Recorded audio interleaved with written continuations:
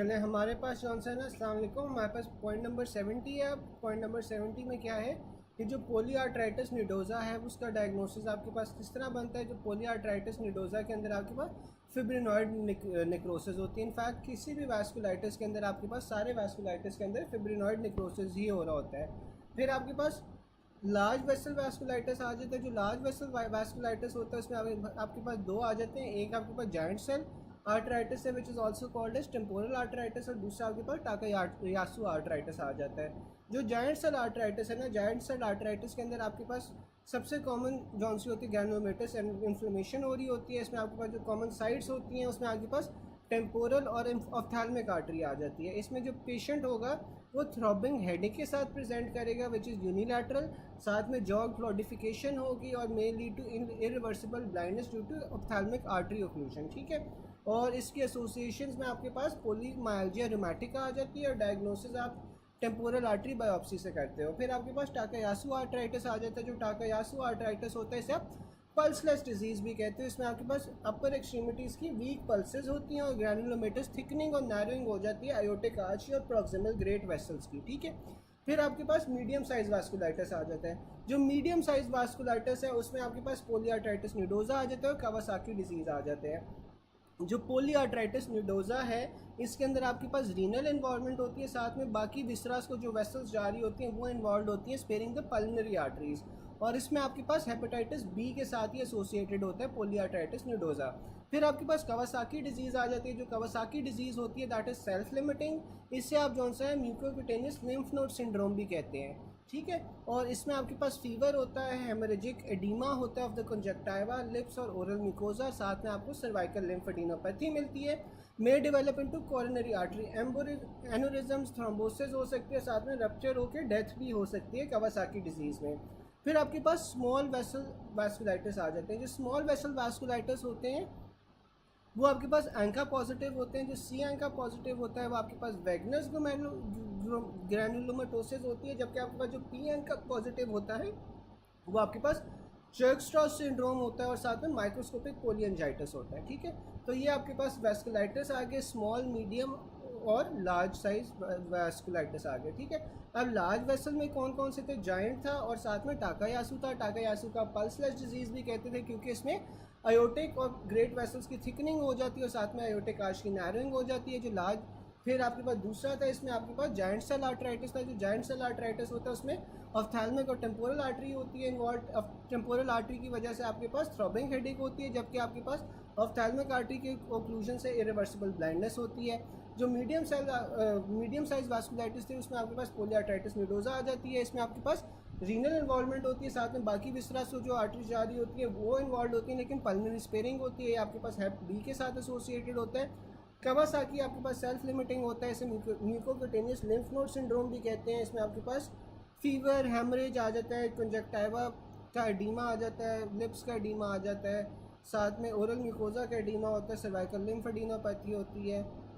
फिर small vessel vasculitis में आपके पास सी एंका पी एंका पॉजिटिव आ जाते हैं। जो सी एंका पॉजिटिव होता है वो आपके पास वैगनस होता है और जो पी एंका होता है वो आपके पास चर्कस्ट्रॉस होता है। फिर आपके पास पोलीआर्ट्राइटिस निडोज़ा डायग्नोस कैसे होता है? फिब्रिनॉइड निक्रोसिस है। जितने भी वैस्कुलाइटिस हैं सब में आपके पास फिब्रिनॉइड निक्रोसिस होता है। जो आपके पास पी एंका ग्रैनुलोमेटोसिस वैस्कुलाइटिस है वो आपके पास हेप बी के साथ एसोसिएटेड होता है। पोलीआर्ट्राइटिस निडोज़ा भी आपके पास हेप बी के साथ एसोसिएटेड होता है। फिर आपके पास सी एंका वैगनस के साथ एसोसिएटेड होता है। 6-year-old Japanese boy was brought to the ER with severe chest pain on examination. उसको कंजक्टिवाइटिस मिल रहा है, डीमा लिप्स का मिल रहा है, ओटिक एनोरिज्म है, तो ये आपके पास कावासाकी डिजीज़ है। 50-year-old man present with right sided headache, visual disturbance on examination, temporal artery film was firm tender and 10 biopsy. फिर आपके पास जायंट सेल टेम्पोरल आर्टराइटिस है। फिर आपके पास एक्सरसाइज में कार्डियक आउटपुट किस तरह मेंटेन हो रहा होता है? आपके पास जो वेंट्रिकुलर कॉन्ट्रैक्टिलिटी होती है वो ज़्यादा हो रही होती है। एक्सरसाइज के इफेक्ट्स क्या होते हैं बॉडी में? आपके पास जो CVS होता है, CVS के अंदर आपके पास ब्लड फ्लो इंक्रीज़ हो जाती है, हार्ट रेट इंक्रीज़ होगा, कॉन्ट्रैक्टिलिटी इंक्रीज़ होगी, जिस वजह से स्ट्रोक वॉल्यूम और कार्डियक आउटपुट इंक्रीज़ हो रहा होता है। कंस्ट्रिक्शन हो रही होती है ऑफ आर्टरियोल्स जो कि आपके पास डिक्रीज़ करती है टोटल पेरिफेरल रेजिस्टेंस को, इंक्रीज़ करती है पल्स प्रेशर को, और constriction of veins increases venous return. ठीक है, अच्छा ये आप ना सही कर लो कि जो कंस्ट्रिक्शन ऑफ आर्टेरियल्स होती है ना वो आपके पास टोटल पेरिफेरल रेजिस्टेंस को इंक्रीज़ कर रही होती है, डिक्रीज़ नहीं कर रही होती, टोटल पेरिफेरल रेजिस्टेंस को ये इंक्रीज़ कर रही होती है।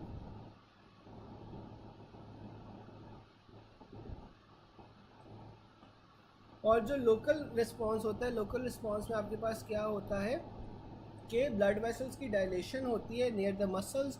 यहाँ पे आपके पास जो लोकल मेटाबोलाइट्स हैं जैसे CO2, हाइड्रोजन, एडिनोसिन, लैक्टेट और पोटेशियम, ये आपके पास डायलेशन करवाते हैं ऑफ द स्केलेटल आर्टेरियल्स। यहाँ पे आपके पास जो टोटल पेरिफेरल रेजिस्टेंस है वो डिक्रीज़ कर रही होती है।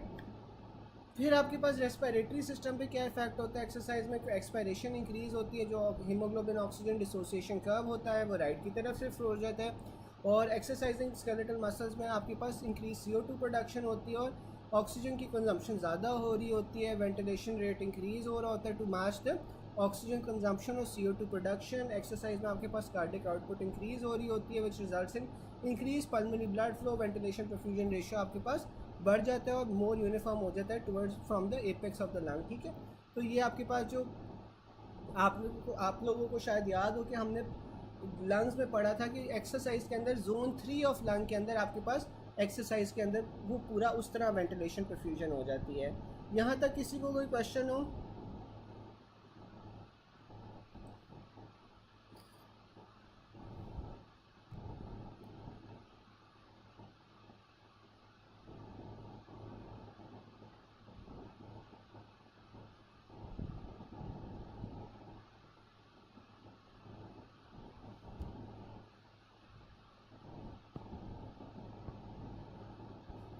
अच्छा, फिर आपके पास ना MCQs आ जाते हैं। A patient with low cardiac reserve is asked to perform an exercise tolerance test, which of the following will be most likely observe. तो उसमें आपके पास क्या होगा, failure of cardiac output to raise to meet the exercise demands, which of the following parameters is decrease during moderate exercise. तो moderate exercise में आपके पास total peripheral resistance कौन सी होती है, वो डिक्रीज हो रही है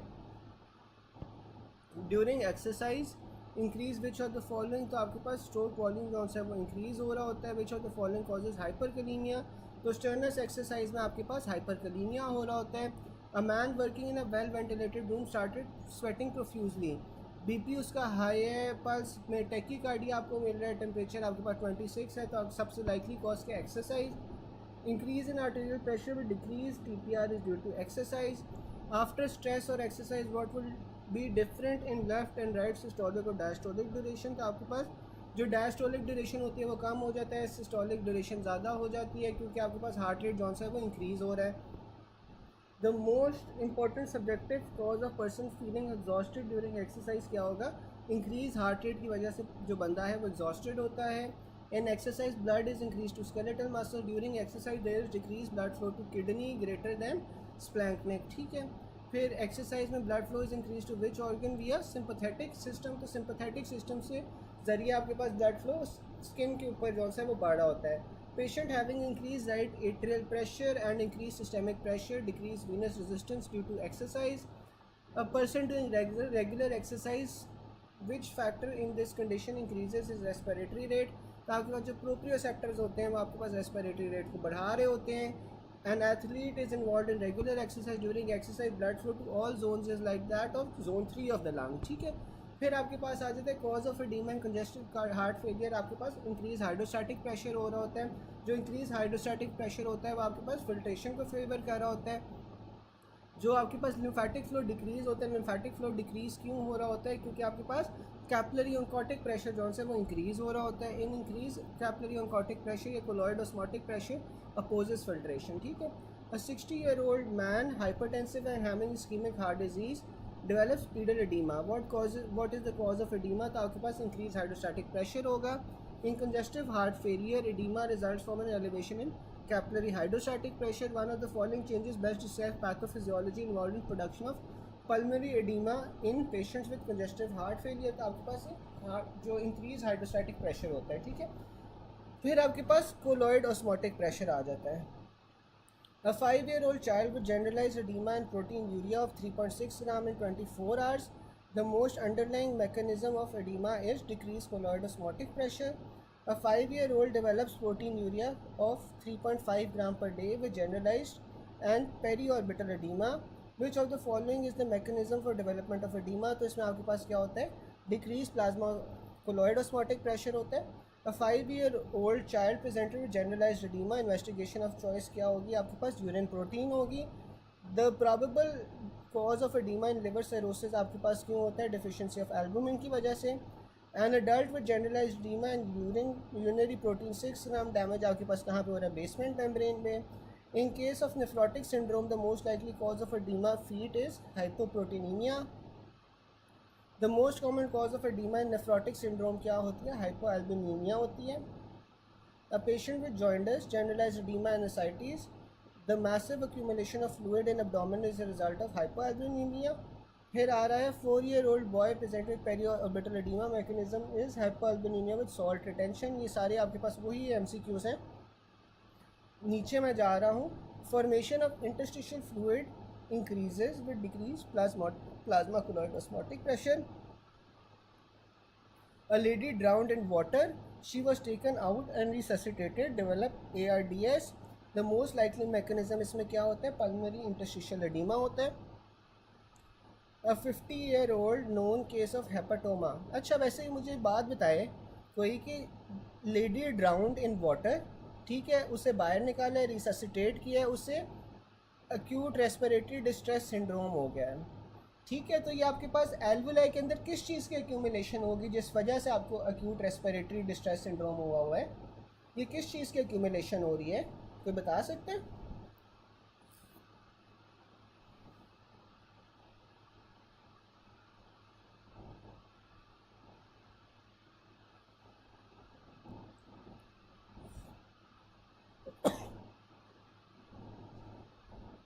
एल्वुलाई में किस चीज़ की एक्यूमुलेशन होगी?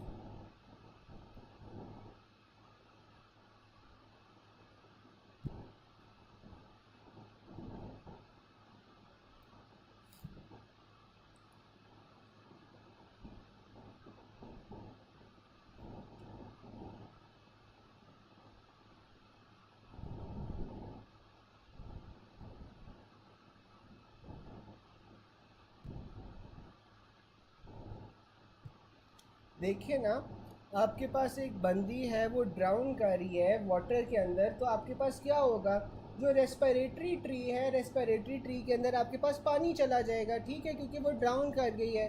तो रेस्पिरेटरी ट्री में जब पानी चला जाएगा तो एल्वुलाई के अंदर आपके पास वाटर आ जाएगा. एल्वुलाई के अंदर अगर आपके पास वाटर आ जाएगा तो वो क्या होगा, सरफेक्टेंट जो सा होता है आपके एल्वुलाई के अंदर, उसे वॉश आउट कर देता है. एल्वुलाई में सरफेक्टेंट वॉश आउट सारा का सारा हो जाएगा. तो यहाँ पे आपके पास पल्मोनरी इंटरस्टिशियल एडिमा बन जाएगा और साथ में आपके पास जो लंग्स हैं वो कोलैप्स करना शुरू हो जाएंगे.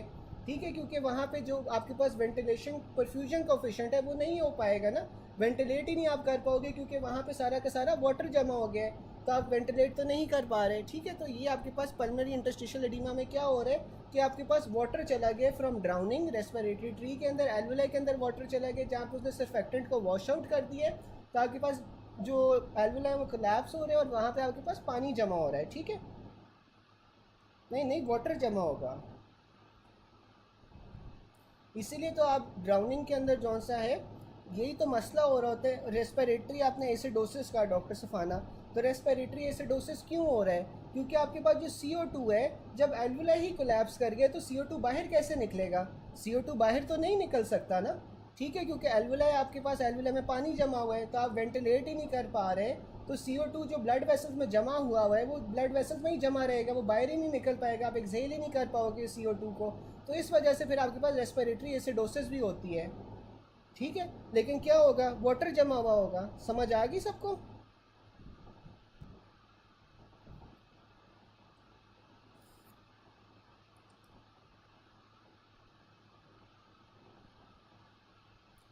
फिर आपके पास क्या हो रहा है, a 50-year-old man known to have hepatoma develops dependent edema with dilated abdominal veins. The most likely structure involved in this patient आपके पास क्या होगा, inferior vena cava होगा.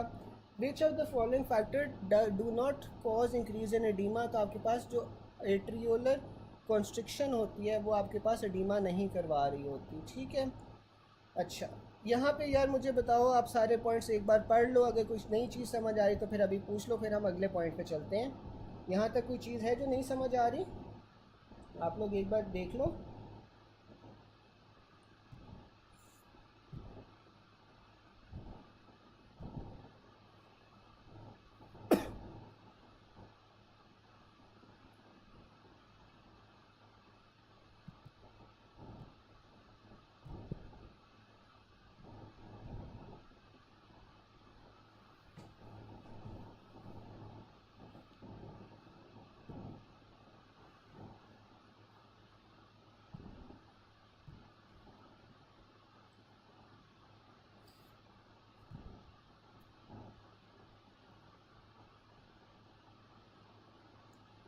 अच्छा, फिर ना हम कर लेते हैं difference between anaphylactic and hypovolaemic shock. आपके पास जो डिफरेंस होता है वो कार्डिक आउटपुट का होता है। आप लोगों को पता है कि जो आपके पास सबसे पहले हाइपोवोलेमिक आ जाता है, कार्डियोजेनिक आ जाता है, ऑब्स्ट्रक्टिव और सेप्टिक शॉक आ जाती है, ठीक है। अब जो हाइपोवोलेमिक शॉक होती है, हाइपोवोलेमिक शॉक में आपके पास क्या हो रहा होता है कि ब्लड लॉस होता है। ब्लड लॉस की वजह से, ब्लड लॉस क्यों हो सकता है? आपके पास हेमरेज हो सकती है, डिहाइड्रेशन हो सकती है, बर्न्स हो सकते हैं। इन सारी कंडीशंस में आपके पास हाइपोवोलेमिक शॉक होगा। अब हाइपोवोलेमिक शॉक के अंदर आपके पास जो स्किन होगी वो कोल्ड और क्लैमी होगी। जो पल्मोनरी कैपिलरी वेज प्रेशर है या जो प्री लोड है हाइपोवोलेमिक शॉक में आपके पास कम हो रहा होगा। अगर आपके पास प्री लोड कम हो रहा है तो कार्डियक आउटपुट भी कम होगी। कार्डियक आउटपुट कम होने की वजह से आपके पास हार्ट रेट इंक्रीज़ होगा, ठीक है। हार्ट रेट कॉम्पनसेट करने की कोशिश करेगा। फिर सिस्टेमिक वास्कुलर रेजिस्टेंस जौन सी है वो आपके पास इंक्रीज़ होगी, क्या, ताकि वो ब्लड प्रेशर जौन सा है उसे नॉर्मलाइज करने की कोशिश कर सके, और जो ऑक्सीजन डिलीवरी है वो आपके पास कम हो जाएगी। फिर आपके पास कार्डियोजेनिक शॉक आ जाता है। जो कार्डियोजेनिक शॉक होता है उसमें आपके पास अक्यूट एमआई होता है, हार्ट फेलियर हो सकता है। जितने भी हार्ट से रिलेटेड मसले मसाइल हैं वो सारे कार्डियोजेनिक शॉक के अंदर ही होंगे। स्किन अगेन आपके पास कोल्ड और क्लैमी आ जाएगी। जो पल्मोनरी कैपिलरी वेज प्रेशर है वो या तो कम हो सकता है या ज़्यादा हो सकता है। कार्डियक आउटपुट आपके पास कम होगी क्योंकि हार्ट का मसला है, हार्ट में कोई ना कोई प्रॉब्लम है, तो इस वजह से कार्डियक आउटपुट कम हो रही है।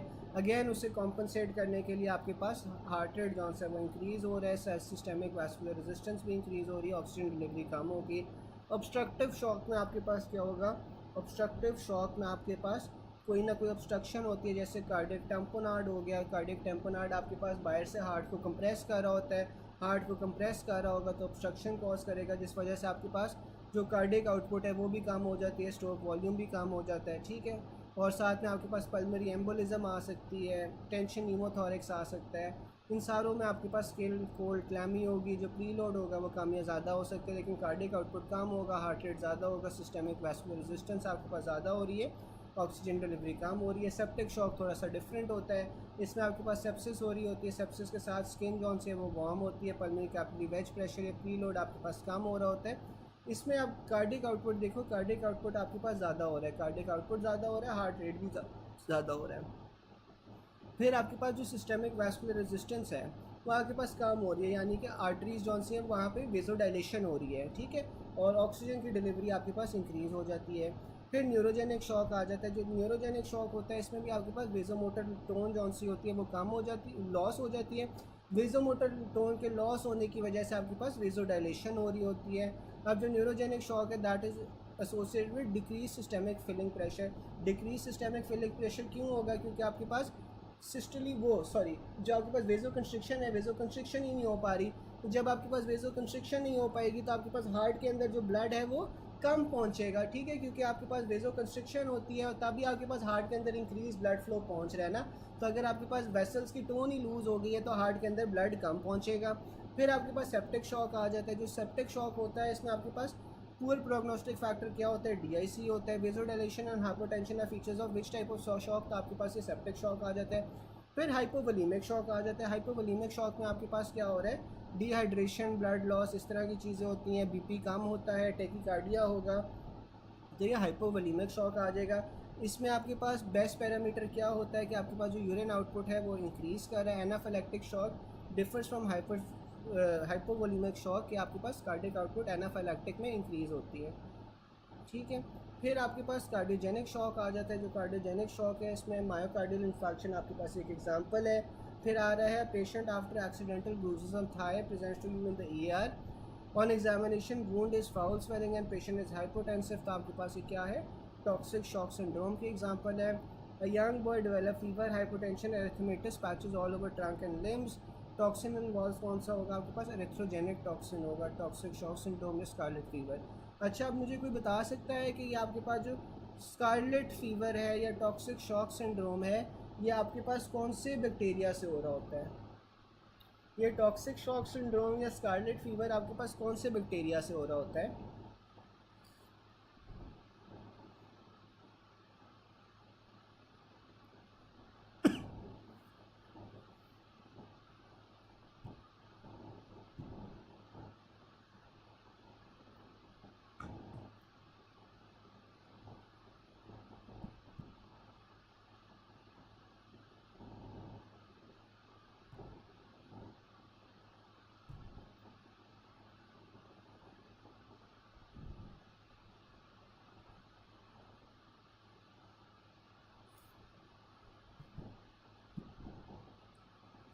बाकी लोग नहीं बता सकते यार, बताओ किस वजह से होता है स्कारलेट फीवर, कौन से बैक्टीरिया की वजह से?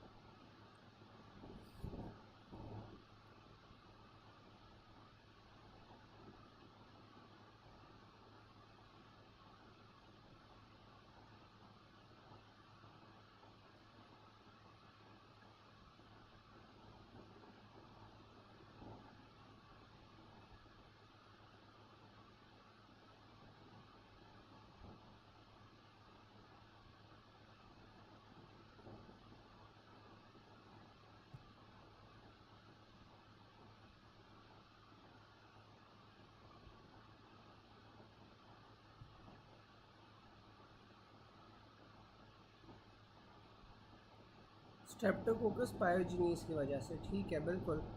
बाकी यार स्टैफ ऑरियस की वजह से तो नहीं होता ना, स्टैफ ऑरियस की वजह से तो नहीं होता। जो स्कारलेट फीवर है वो आपके पास स्टैफ पायोजीनीस की वजह से होता है, बिल्कुल। अब जो आपके पास स्टैफ पायोजीनीस है उसकी वजह से आपके पास ये स्कारलेट फीवर होता है। स्टैफ पायोजीनीस का दूसरा नाम क्या होता है? ग्रुप ए स्ट्रेप्टोकोकस, ठीक है। ग्रुप ए स्ट्रेप्टोकोकस उसका दूसरा नाम होता है, ठीक है। फिर आपके पास आ जाता है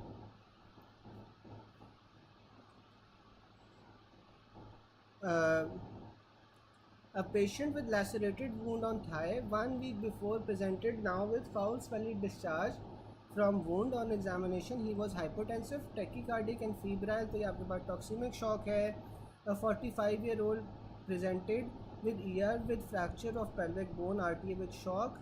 मोस्ट लाइकली कॉज आपके पास क्या होगा? एक्सेसिव ब्लड लॉस होगा, ठीक है। अच्छा, which of the following drug increases chronotropic and inotropic effect on heart? तो आपको पता है ग्लूकागॉन होती है। If heart after pumping were stop to ensure circulatory system become static, the pressure measured in the rest of the body को आप क्या कहते हो? मीन सिस्टमिक फिलिंग प्रेशर कहते हो, ठीक है। अच्छा, अब डॉक्टर आमीर पूछ रहे थे कि सेप्टिक शॉक और न्यूरोजेनिक शॉक का क्या डिफरेंस होता है। चलो एक दो मैं डिफरेंसेस बता देता हूँ, बाकी आप लोग जॉनसन अगर कोई डिफरेंसेस दिमाग में आ रहे हैं तो आप लोगों ने बताने हैं। अच्छा, सेप्टिक शॉक में देखो सबसे पहले तो आपके पास पॉजिटिव एजेंट दोनों में फ़र्क होगा। जो आपके पास सिनेरियो आएगा, सिनेरियो में हिस्ट्री आपके पास फ़र्क आएगी। जो सेप्टिक शॉक होगा वो आपके पास कोई ना कोई इन्फेक्शन से रिलेटेड होगा, जबकि न्यूरोजेनिक शॉक में आपको कोई RTA की हिस्ट्री मिलेगी जिसमें आपके पास कोई ब्रेन की इंजरी हो रही है। तो एक तो हिस्ट्री में आपके पास फ़र्क हो जाता है। और कोई मुझे फ़र्क बता सकता है कि क्या होगा सेप्टिक शॉक में और न्यूरोजेनिक शॉक में। बाकी मुझे चैट बॉक्स में बताएं कि क्या फ़र्क हो सकता है।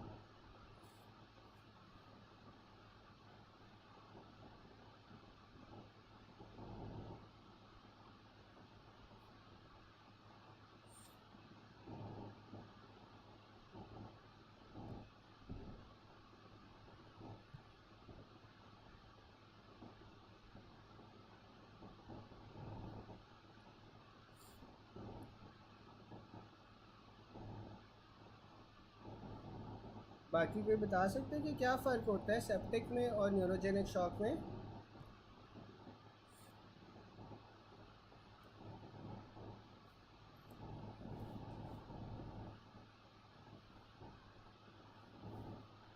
अच्छा, वेज़ोमोटर टोन आपके पास डिक्रीज़ हो रही है न्यूरोजेनिक शॉक। अच्छा, अगर वेज़ोमोटर टोन आपके पास डिक्रीज़ हो रही है न्यूरोजेनिक शॉक में, तो सेप्टिक शॉक में भी तो आपके पास यही होता है कि सेप्टिक शॉक में भी आपके पास वेज़ो डायलेशन हो रही है। तो वेज़ो डायलेशन में भी आपके पास जो टोन है वो कम हो रही है। तो ये आपको कैसे पता चलेगा कि इसमें सेप्टिक है या फिर न्यूरोजेनिक है, क्योंकि वेज़ो डायलेशन तो दोनों में हो रही है।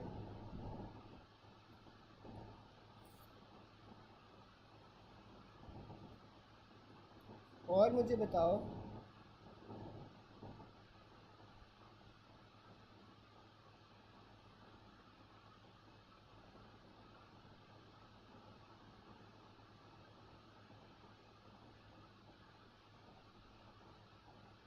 बिल्कुल, डॉक्टर सवेरा ने सही बताया है कि जो कार्डिक आउटपुट है, कार्डिक आउटपुट आपके पास न्यूरोजेनिक शॉक के अंदर डिक्रीज़ हो जाती है, जबकि सेप्टिक शॉक के अंदर आपके पास जो कार्डिक आउटपुट है वो इंक्रीज़ होगी।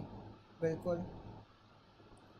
हाँ, डॉक्टर सफ़ाना ने भी सही बताया है कि आपको जो सेप्टिक शॉक है इसमें वार्म एक्सट्रीमिटीज़ मिलेंगी।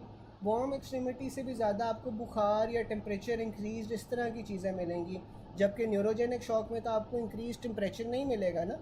ठीक है, तो ये आपके पास फ़र्क होगा। ठीक है, हाँ सर, जो इन्फेक्शन के साइंस और सिम्टम्स होंगे सेप्टिक में, हाँ बिल्कुल कार्डिक दोनों में वार्म होती हैं। बिल्कुल, एक्सट्रीमिटीज़ तो दोनों में वार्म होंगी क्योंकि वेज़ो डायलेशन हो रही है। लेकिन फ़ीवर के जो साइंस और सिम्टम्स हैं ना, फ़ीवर के या इन्फेक्शन के साइंस और सिम्टम्स, वो आपको सेप्टिक शॉक में मिलेंगे। एक्सट्रीमिटीज़ दोनों में ही वार्म होंगी क्योंकि आपके पास जो दूसरा है ना न्यूरोजेनिक शॉक, उसमें भी वेज़ो डायलेशन होती है। तो जब आपको पता है कि ब्लड वेसल्स में वेज़ो डायलेशन हो रही है, तो ज़्यादा हीट लूज़ होगी। ज़्यादा हीट लूज़ होने की वजह से आपको वार्म एक्सट्रीमिटीज़ तो दोनों में मिलेंगी, लेकिन फ़ीवर जौन सा है ना वो आपको सेप्टिक शॉक में मिलेगा। ठीक है, तो और साथ में कार्डिक आउटपुट भी जौन सा, कार्डिक आउटपुट जौन सा है वो सेप्टिक शॉक में ज़्यादा हो रहा है, जबकि न्यूरोजेनिक शॉक में आपके पास जो कार्डिक आउटपुट है वो कम होगा। ठीक है।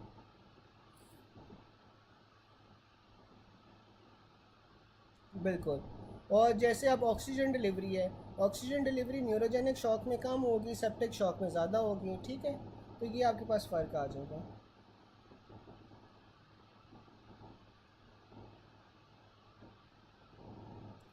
फिर आपके पास आ रहा है, a 30-year-old man was brought to the emergency in state of cardiogenic shock.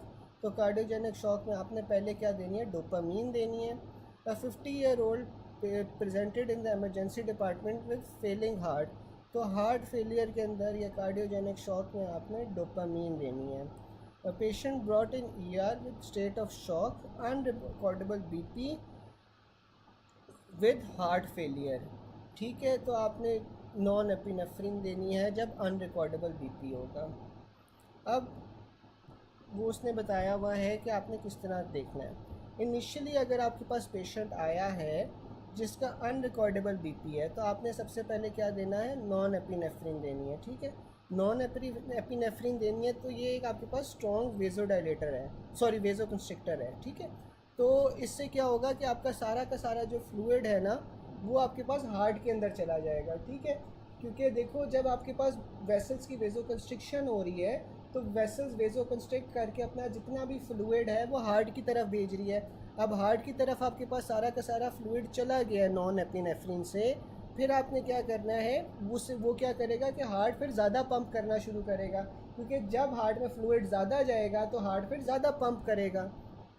ठीक है। शॉक की कंडीशन में यही मसला हो रहा होता है ना कि आपके पास जो फ्लूइड होता है वो स्टैटिक हो जाता है। जब फ्लूइड आपके पास स्टैटिक हो जाएगा तो आपके पास ब्लड प्रेशर नहीं आ पाएगा, अनरिकॉर्डेबल बीपी होगा।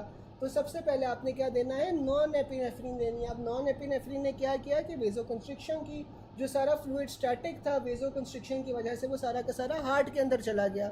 अब हार्ट कौन सा है, उसके अंदर फ्लूइड आ गया है फाइनली, तो अब हार्ट बाइक की तरफ पंप करेगा। जब आपके पास बीपी स्लाइटली रिकॉर्डेबल हो जाएगा अराउंड 680, तो आपने नॉन एपिनेफ्रिन से किस चीज़ पे शिफ्ट कर देना है, डोब्यूटामीन पे शिफ्ट कर देना है, ठीक है। क्योंकि अब आपके पास वेजो कंस्ट्रिक्शन तो हो गई, लेकिन आपको कोई आइनोट्रोपिक सपोर्ट भी तो चाहिए ताकि हार्ट जो सा है वो सही तरह पंप कर सके। अब उस हार्ट के अंदर फ्लूइड तो ज़्यादा आ गया है, लेकिन अब हार्ट भी तो आप चाहोगे ना कि अच्छी तरह पंप कर सके उस फ्लूइड को। तो आप कोई आइनोट्रोप देते हो जो आपके पास वो कंट्रैक्शन करवाता है हार्ट की, तो वो आपके पास क्या होगा, डोब्यूटामीन होगा। And the explanation goes on like when you would taper and how you would taper, and also कब आप फिर डबल आइनोट्रोपिक सपोर्ट यूज़ करते हो, ठीक है। तो देखो, जब भी आपके पास फेलिंग हार्ट के साथ आया है तो अभी पूरा हार्ट फेल नहीं हुआ तो आपने डोब्यूटामीन दे देनी है। डोब्यूटामीन क्या करेगी, वो एक आइनोट्रोप है तो वो हार्ट की कॉन्ट्रैक्टिलिटी को इंक्रीज़ कर देगी, ठीक है। अगर आपके पास ऐसा पेशेंट आ गया जो शॉक में है, उसका बीपी रिकॉर्डेबल नहीं है, तो पहले आपने नॉन एपिनेफ्रिन देनी है, उसके बाद फिर डोब्यूटामीन देनी है। यहाँ तक समझ आ गई सबको? समझ आ गया? दोबारा समझाऊं?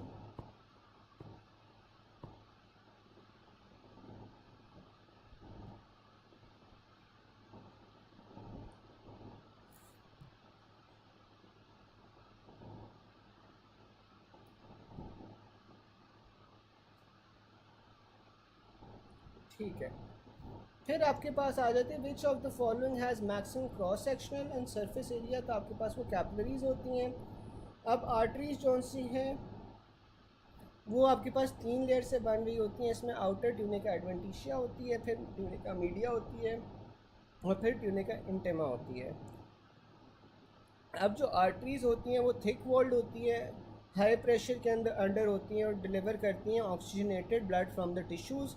फिर आपके पास आर्टेरियोल्स आ जाते हैं। जो आर्टेरियोल्स होते हैं वो आपके पास स्मॉलेस्ट ब्रांचेस होती हैं of the arteries, are the sites of highest resistance in the cardiovascular system. जो आर्टेरियोलर रेजिस्टेंस होती है is regulated by the autonomic nervous system. इसमें आपके पास अल्फ़ा 1 और बीटा 2 रिसेप्टर्स आ जाते हैं। जो अल्फ़ा 1 रिसेप्टर्स हैं वो आपके पास स्किन के ऊपर होते हैं, स्प्लैंक्निक और रीनल सर्कुलेशन के अंदर होते हैं, जबकि आपके पास जो बीटा 2 होते हैं वो आपके पास आर्टरियोल्स पे पाए जाते हैं ऑफ द स्केलेटल मसल्स। फिर आपके पास कैपिलरीज आती हैं। जो कैपिलरीज होती हैं वो स्मॉलेस्ट ब्लड वेसल्स होती हैं जो आर्टरियोल्स और वीनियोल्स को कनेक्ट कर रही होती हैं। इनका सबसे लार्जेस्ट क्रॉस सेक्शनल एरिया और सरफेस एरिया होता है। थिन वॉल्ड होती हैं और these are the sites of exchange of nutrition, water and gases. फिर आपके पास वेन्यूल्स आ जाती हैं। जो वेन्यूल्स हैं वो आपके पास बनती हैं फ्रॉम मर्ज्ड कैपिलरीज। फिर वेन्स होती हैं। जो वेन्स होती हैं they carry blood towards the heart. इनमें हाईएस्ट प्रोपोर्शन ऑफ ब्लड होता है इन the cardiovascular system. The blood volume contained in veins is called unstressed volumes, और इसमें आपके पास अल्फा 1 एड्रेनर्जिक रिसेप्टर्स होते हैं। The greatest percentage of blood volume is found in veins, venules and veins. The vascular smooth muscle of circulatory structure which controlled almost exclusively by the nervous system आपके पास venules होती हैं। One of the following has the highest cross sectional area in the body, तो आपके पास वो capillaries होती हैं। The maximum pressure from systole falls at the arteriolar capillary junction. A hypertensive man presented with eye problems as was diagnosed as grade 3 hypertensive retinopathy. Which of the following is target of hypertension in retina, तो आपके पास वो arterioles आ जाते हैं। Increase in both renal blood flow and GFR are caused by dilation of afferent arterioles. The most likely variable which decreases in response to decrease in arterial pressure is neural activity in the carotid sinus nerve. Spread of tumour to lymph nodes first via the capillaries. The inside of glomerulus is composed of a network of tuft of capillaries. In response to compensation of haemorrhage आपके पास क्या decrease करती है, Venus compliance capacitance कौन सी होती है वो आपके पास डिक्रीज़ कर जाती है। फिर आ जाता है the major lipoprotein source of cholesterol used in cells, तो आपके पास वो LDL होता है। Lipoproteins have been classified on the basis of their densities into 5 major classes. इसमें आपके पास काइलोमाइक्रॉन्स आता है। काइलोमाइक्रॉन जो सा होता है वो डिलीवर करते हैं dietary triglycerides to the peripheral tissue. जो VLDL होता है, VLDL आपके पास डिलीवर करती है hepatic triglycerides to the peripheral tissue. जो इंटरमीडिएट डेंसिटी लाइपोप्रोटीन्स होती हैं, फिर आपके पास LDLs आ जाती हैं। जो LDLs होती हैं ये आपके पास बैड कोलेस्ट्रॉल होती है, बिकॉज ये आपके पास ब्लड के अंदर जौन सा है वो कोलेस्ट्रॉल की बिल्डअप कर रही होती है, जबकि HDL जौन सी होती है वो गुड कोलेस्ट्रॉल होती है, क्योंकि ये ब्लड से वापस लिवर की तरफ लेके जा रही होती है, ठीक है, टू बी एलिमिनेटेड। फिर लाइपोप्रोटीन विद हाईएस्ट ट्राइग्लिसराइड्स, तो आपके पास हाईएस्ट ट्राइग्लिसराइड्स काइलोमाइक्रॉन्स में होते हैं, फिर VLDL, LDL और फिर HDL। जो लाइपोप्रोटीन विद हाईएस्ट कोलेस्ट्रॉल्स होते हैं वो आपके पास LDL होती है, फिर VLDL होती है, HDL होती है, फिर काइलोमाइक्रॉन्स होती हैं।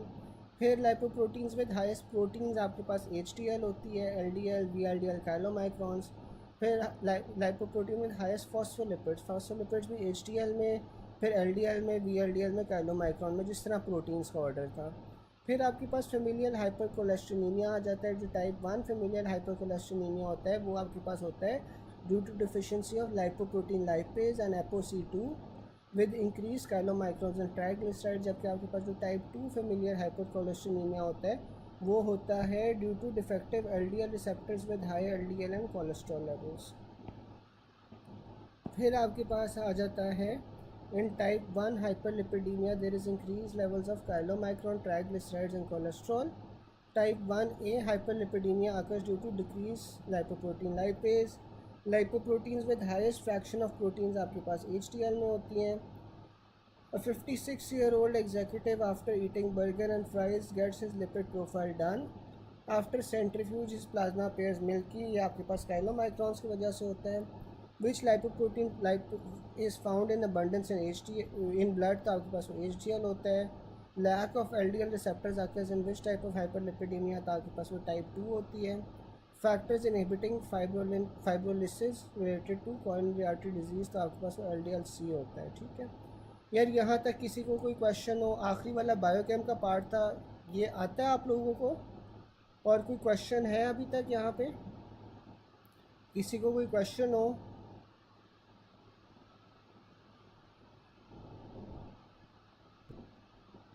क्योंकि मुझे नहीं लगता कि आज एनाटमी को शुरू करने का फ़ायदा, एनाटमी हम कल ही करते हैं।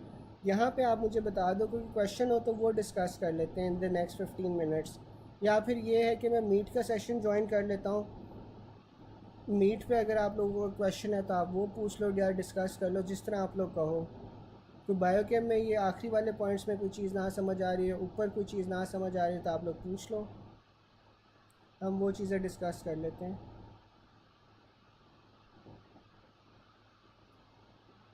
कोई है क्वेश्चन?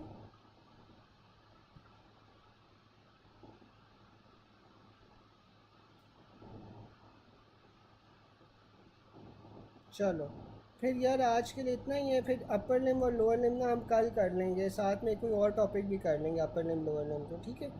चलेगा, इस पर ख्याल रखें क्योंकि 15 मिनट में अब फ़ायदा नहीं है, कल ही फिर करते हैं, ठीक है। ओके, अल्लाह हाफ़िज़।